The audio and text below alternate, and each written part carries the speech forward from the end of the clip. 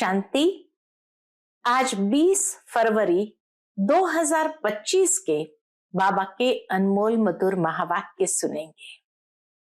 आज सतगुरुवार है और सतगुरु बाबा के अनमोल शिक्षाओं भरे महावाक्य हम सभी सुनेंगे। आज बाबा कहे, तुम्हें एक बाप की अव्यभिचारी याद में रहना है। उससे क्या होगा? तो सबसे पहली बात बाबा कहे, देह भान खत्म होगा। दूसरा, अपनी कर्मातीत अवस्था को बना सकेंगे। और तीसरा बाबा कहे, इस शरीर में रहते हुए अविनाशी कमाई जमा कर सकेंगे। साथ ही बाबा कहे, तुम बच्चों को ज्ञानी तो आत्मा बनकर के सर्विस करनी है। बाप से जो कुछ भी सुना है उसे धारण कर दूसरों को भी सुनाना है।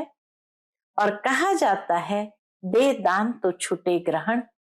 तो तुम बच्चों को विकारों का दान देकर राहु के ग्रहण से स्वयं को मुक्त करना है।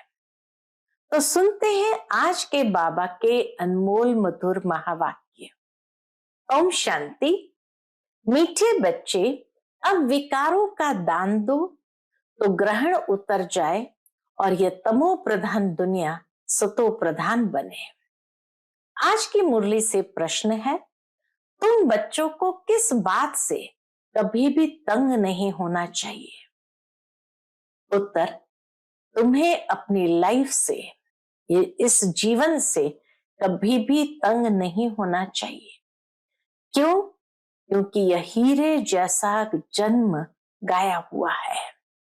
इनकी संभाल भी करनी है। तंदुरुस्त होंगे तो नॉलेज सुनते रहेंगे। यहां जितना दिन जिएंगे कमाई होती रहेगी, हिसाब किताब चुकतू होता रहेगा। आज की मुरली से पहले गीत बजा है, ओम नमः शिवाय। ओम शांति। आज गुरुवार है। तुम बच्चे कहेंगे सतगुरुवार, क्योंकि सतयुग की स्थापना करने वाला भी है। सत्यनारायण की कथा भी सुनाते हैं। प्रैक्टिकल में नर से नारायण बनाते हैं। कथा सुनाकर अर्थात ज्ञान सुनाकर नर से नारायण बनाते हैं। गाया भी जाता है, सर्व का सदगति दाता। फिर वृक्षपति भी है। यह मनुष्य सृष्टि का झाड़ है, जिसको कल्प वृक्ष कहते हैं। कल्प कल्प अर्थात 5000 वर्ष बाद फिर से हूबहू रिपीट होता है। झाड़ भी रिपीट होता है ना। फुल 6 मास निकलते हैं, फिर माली लोग जड़ निकाल रख देते हैं, फिर लगाते हैं तो फूल निकल पड़ते हैं। अब यह तो बच्चे जानते हैं। बाबा कहे, जैसे एक माली भी 6 मास नर्सरी में अपने झाड़ को रखते, परवरिश करते हैं, फिर लगाते हैं तो फिर फूल निकलने शुरू हो जाते हैं। अब यह तो बच्चे जानते हैं। बाप की जयंती भी आधा कल्प मनाते हैं, आधा कल्प भूल जाते हैं। द्वापर के बाद मनाना शुरू किया तो सतयुग त्रेता में तो बाबा की जयंती भी भूल जाते हैं। भक्ति मार्ग में आधा कल्प याद करते हैं। बाबा कब आकर के गार्डन ऑफ फ्लावर्स स्थापन करेंगे? दशाएं तो बहुत होती है ना। बृहस्पति की दशा भी है, उतरती कला की भी दशाएं होती है।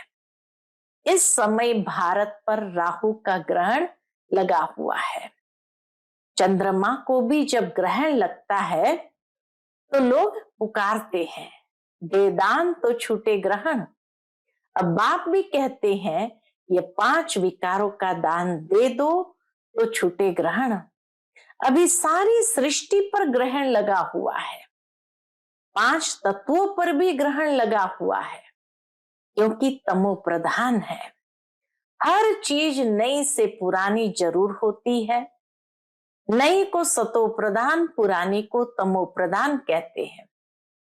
छोटे बच्चों को भी सतो प्रधान महात्मा से भी उच्च गिना जाता है, क्योंकि उनमें 5 विकार नहीं रहते। भक्ति तो सन्यासी भी छोटेपन में करते हैं। जैसे राम तीर्थ श्री कृष्ण का पुजारी था, फिर जब सन्यास लिया तो पूजा खलास। सृष्टि पर पवित्रता भी चाहिए ना।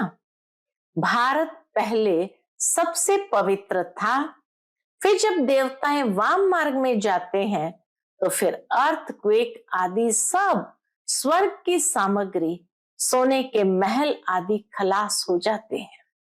फिर नए सिर बनने शुरू होते हैं। डिस्ट्रक्शन जरूर होता है, इस नई दुनिया का भी डिस्ट्रक्शन जरूर होता है। उपद्रव होते हैं जब रावण राज्य शुरू होता है।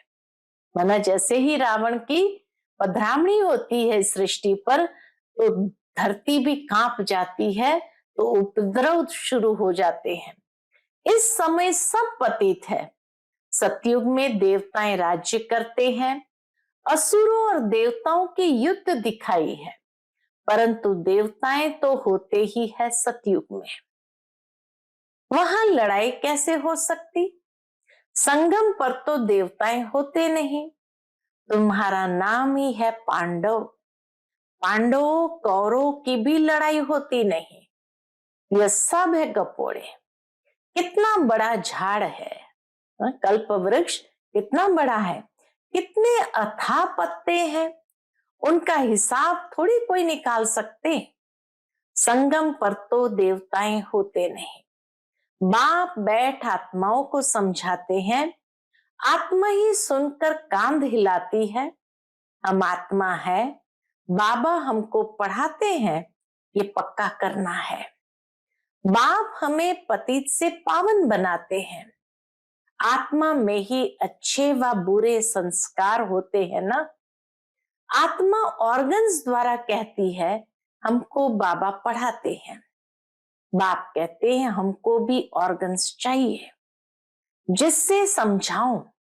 शिव बाबा को भी ऑर्गन्स चाहिए जिससे बाबा हम बच्चों को समझाते हैं। आत्मा को खुशी होती है, बाबा हर 5000 वर्ष बाद आते हैं हमको सुनाने। तुम तो सामने बैठे हो ना, मधुबन की ही महिमा है। आत्माओं का बाप तो वह है ना, सब उनको बुलाते हैं। तुमको यहाँ सन्मुख बैठने में मजा आता है, परंतु यहाँ सब तो रह नहीं सकते। अपनी कारोबार सर्विस आदि को भी देखना है। आत्माएं सागर के पास आती है, धारण कर फिर जाए औरों को सुनाना है, नहीं तो औरों का कल्याण कैसे करेंगे।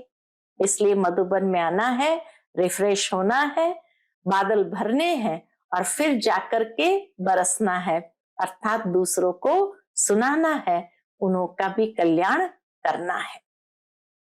योगी और ज्ञानी तो आत्मा को शौक रहता है हम जाकर औरों को भी समझाएं। अब शिव जयंती मनाई जाती है ना, भगवान वाच है। भगवान वाच से कृष्ण के लिए नहीं कह सकते, वह तो है दैवी गुणों वाला मनुष्य। डिटिज्म कहा जाता है। अब बच्चे यह तो समझ गए हैं कि अभी देवी देवता धर्म नहीं है, स्थापना हो रही है। तुम ऐसे नहीं कहेंगे कि हम अभी देवी देवता धर्म के हैं, नहीं, अभी तुम ब्राह्मण धर्म के हो, देवी देवता धर्म के बन रहे हो। देवताओं का परछाया इस पतित सृष्टि पर नहीं पड़ सकता, इसमें देवताएं आ न सके। पतित सृष्टि पर देवताओं का परछाया ही नहीं पड़ सकता, तो देवताएं कैसे आ सकते हैं। तुम्हारे लिए नई दुनिया चाहिए। लक्ष्मी की भी पूजा करते हैं तो घर की कितनी सफाई कर देते हैं। अब इस सृष्टि की भी कितनी सफाई होनी है। सारी पुरानी दुनिया ही खत्म हो जानी है। लक्ष्मी से मनुष्य धन ही मांगते हैं। लक्ष्मी बड़ी या जगदम्बा बड़ी? बाबा कहे लक्ष्मी बड़ी या जगदम्बा बड़ी? तो किसी ने बाबा को कहा अम्बा। अम्बा के मंदिर भी बहुत है, मनुष्य को कुछ भी पता नहीं है। तुम समझते हो लक्ष्मी तो स्वर्ग की मालिक और जगदम्बा, जिसको सरस्वती भी कहते हैं, वही जगदम्बा फिर ये लक्ष्मी बनती है। तुम्हारा पद ऊंचा है। बाबा कहे तुम्हारा पद ऊंचा है, देवताओं से भी ब्राह्मण श्रेष्ठ माने जाते, इसीलिए लक्ष्मी से भी जगदम्बा ऊंची है। देवताओं का पद कम है, ऊंचते ऊंच तो ब्राह्मण चोटी है ना। तुम हो सबसे ऊंच, तुम्हारी महिमा है। सरस्वती जगदम्बा, उनसे क्या मिलता है?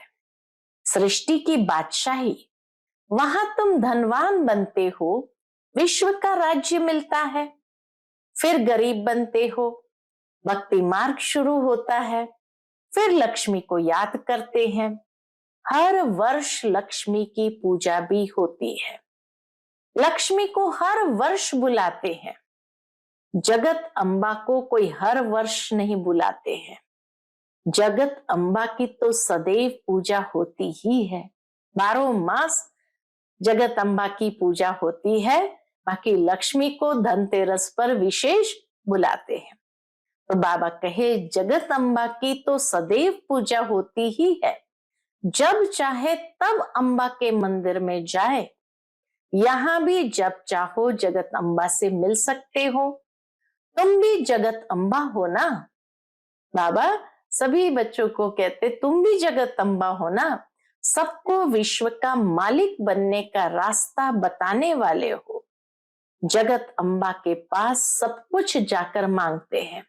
लक्ष्मी के पास तो सिर्फ धन मांगते हैं। लक्ष्मी से सिर्फ धन मांगते हैं। उनके आगे तो सब कामनाएं रखेंगे। तो सबसे उच्च मर्तबा तुम्हारा अभी है, जबकि बाप के आकर बच्चे बने हो। बाप वर्षा देते हैं।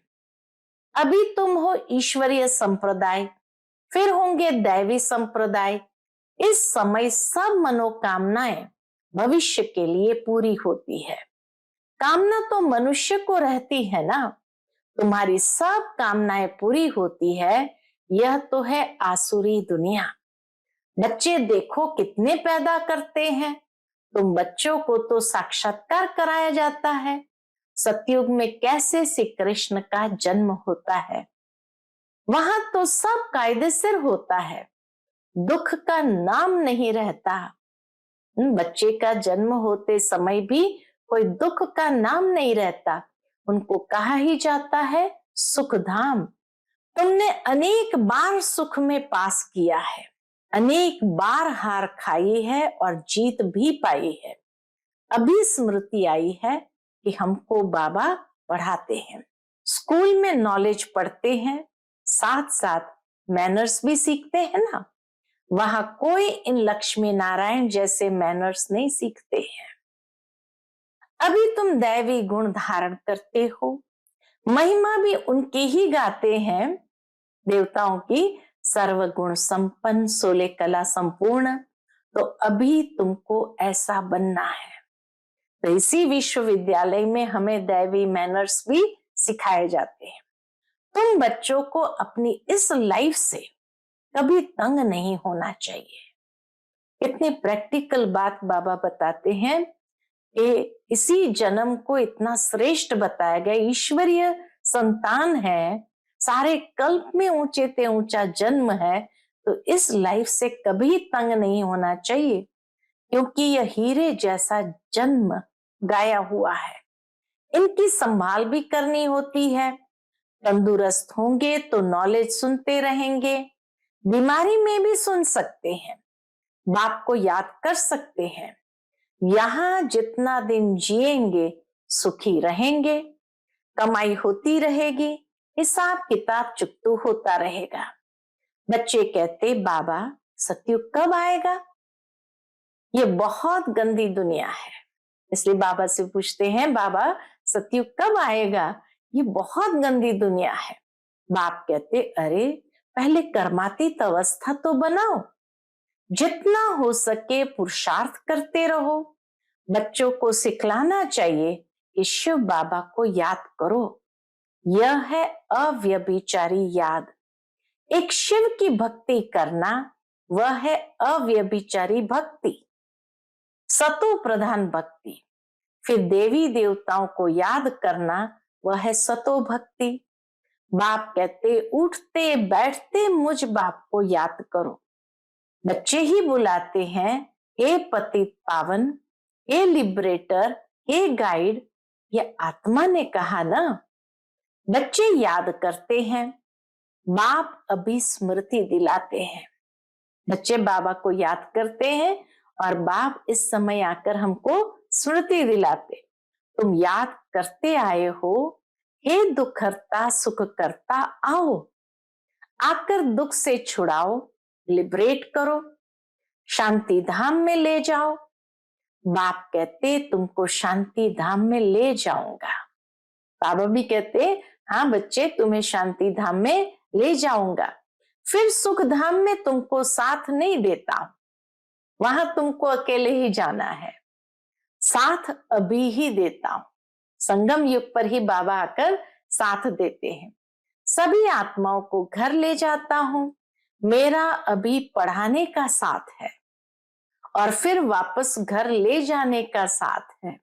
बस मैं अपना परिचय तुम बच्चों को अच्छी रीति बैठ सुनाता हूं। जैसे जैसे जो पुरुषार्थ करेंगे उसी अनुसार फिर वहां प्रारब्ध पाएंगे।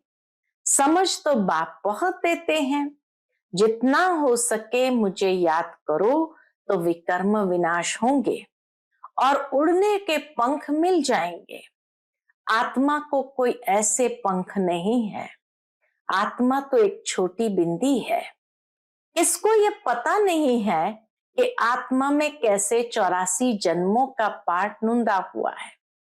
न आत्मा का किसको परिचय है, न परमात्मा का परिचय है। तब बाप कहते मैं जो हूं, जैसा हूं, मुझे कोई भी जान नहीं सकते। इसीलिए बाबा कहते मैं जो हूं, जैसा हूं, मुझे कोई भी जान नहीं सकता है। मेरे द्वारा ही मुझे और मेरी रचना को जान सकते हैं। जब तक स्वयं बाबा न आए और न बताए तब तक हम नहीं जान सकते हैं। मैं ही आकर तुम बच्चों को अपना परिचय देता हूं, आत्मा क्या है वह भी समझाता हूं। इनको सोल रियलाइजेशन कहा जाता है। आत्मा ब्रुकुटी के बीच में रहती है। कहते भी है ब्रुकुटी के बीच चमकता है अजब सितारा। परंतु आत्मा क्या चीज है यह बिल्कुल कोई नहीं जानते। जब कोई कहते हैं कि आत्मा का साक्षात्कार हो तो उन्हें समझाओ कि तुम तो कहते हो ब्रुकुटी के बीच में स्टार है, स्टार को क्या देखेंगे। टीका भी स्टार का ही देते हैं, चंद्रमा में भी स्टार दिखाते हैं। वास्तव में आत्मा है स्टार। आत्मा छोटी सी बिंदी स्टार है। अभी बाप ने समझाया है तुम ज्ञान स्टार्स हो। बाबा कहे तुम कौन हो, ज्ञान स्टार्स हो। बाकी वह सूर्य चांद सितारे तो मांडवे को रोशनी देने वाले हैं। वह कोई देवताएं नहीं है। भक्ति मार्ग में सूर्य को भी पानी देते हैं, तर्पण देते ना। भक्ति मार्ग में ये बाबा भी सब करते थे। ब्रह्मा बाबा ने भी सारी पूजा किया है। सूर्य देवताय नमः, चंद्र देवताय नमः कहकर पानी देते थे। ये सब है भक्ति मार्ग। इसने तो बहुत भक्ति की हुई है। ब्रह्मा बाबा ने तो बहुत भक्ति की हुई है। नंबर 1 पूज्य तो फिर नंबर 1 पुजारी बने हैं। नंबर तो गिनेंगे ना। रुद्र माला के भी नंबर तो है ना। भक्ति भी सबसे जास्ती इसने की है। अब बाप कहते हैं छोटे बड़े सबकी वानप्रस्थ अवस्था है। अभी मैं सबको ले जाऊंगा, फिर यहां आएंगे नहीं।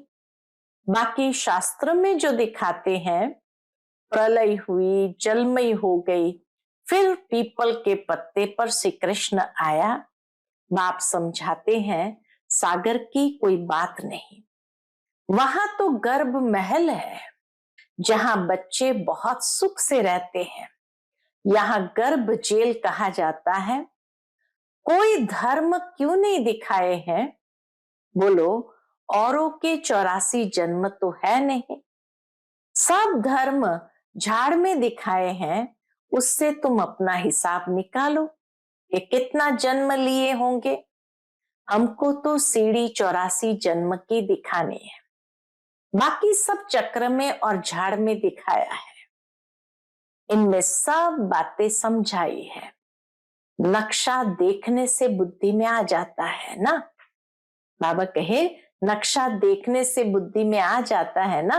लंदन कहाँ है, फलाना शहर कहाँ है। बाप कितना सहज कर समझाते हैं। सभी को यही बताओ कि 84 का चक्र कैसे फिरता है।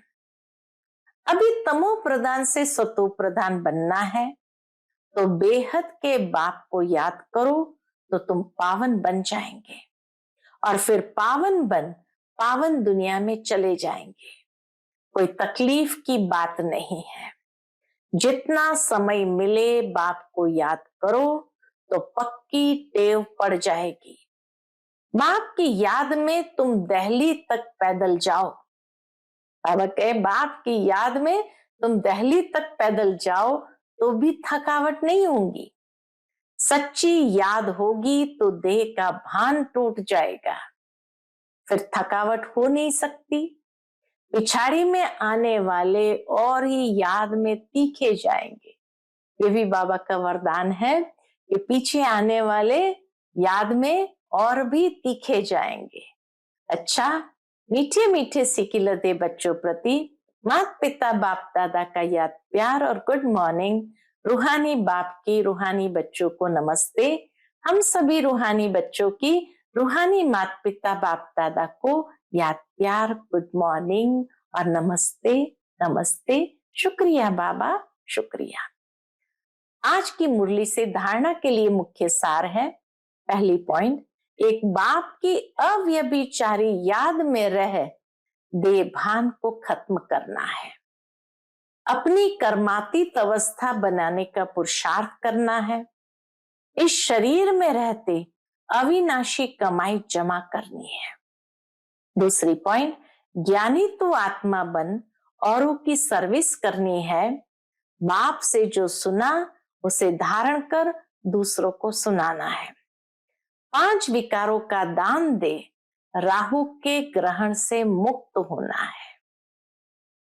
आज का बाप दादा का मधुर वरदान हम बच्चों के प्रति है। एक मत और एक रस अवस्था द्वारा धरनी को फलदायक बनाने वाले हिम्मतवान भव। एक मत और एक रस अवस्था द्वारा धरनी को फलदायक बनाने वाले हिम्मतवान भव। जब आप बच्चे हिम्मतवान बनकर संगठन में एक मत और एक रस अवस्था में रहते व एक ही कार्य में लग जाते हो तो स्वयं भी सदा प्रफुल्लित रहते और धरनी को भी फलदायक बनाते हो। जैसे आजकल साइंस द्वारा अभी अभी बीज डाला, अभी अभी फल मिला, ऐसे ही साइलेंस के बल से सहज और तीव्र गति से प्रत्यक्षता देखेंगे। जब स्वयं निर्विघ्न एक बाप की लगन में मगन एक मत और एक रस रहेंगे तो अन्य आत्माएं भी स्वतः सहयोगी बनेगी और धरनी फलदायक हो जाएगी। आज का स्लोगन है, जो अभिमान को शान समझ लेते वह निर्माण नहीं रह सकते। जो अभिमान को शान समझ लेते वह निर्माण नहीं रह सकते।